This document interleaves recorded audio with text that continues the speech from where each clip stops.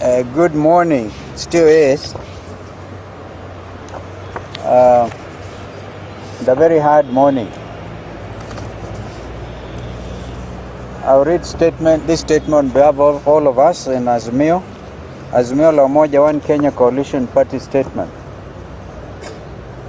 entitled, "We strongly condemn the sponsored violent protests and support the public demands for the resignation of Ruto regime."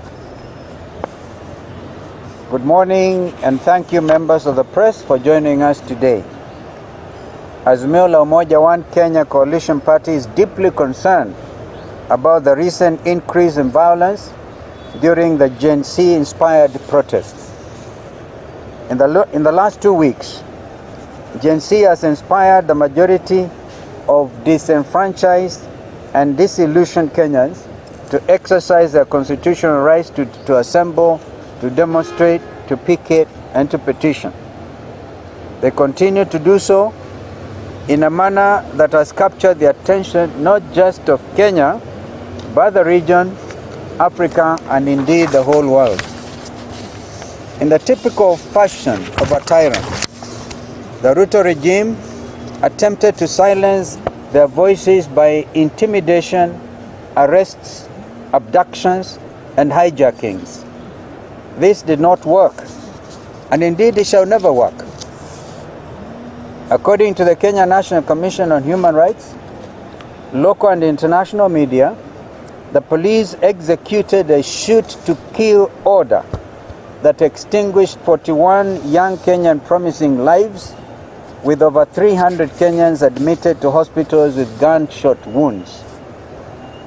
We also note that the youth raised their demands from hashtag reject the finance bill to hashtag Ruto must go. Ruto and his henchmen sponsored goons infiltrated with the sole intention of destabilizing the continued peaceful protests. These disgraceful, criminal, and illegal activities violate the right to peaceful protest as provided for under Article 37 of the Constitution of Kenya 2010. Despite these perpetuated horrors, the young people have continued to march our streets, determined to drive and realize meaningful change for themselves, their families, and their country. We have observed that the intention of yesterday's well-organized, coordinated, and state-sponsored chaos was to undermine and denigrate the Gen Z-inspired nationwide non-violent protests. Looting was intentional. The destruction was planned.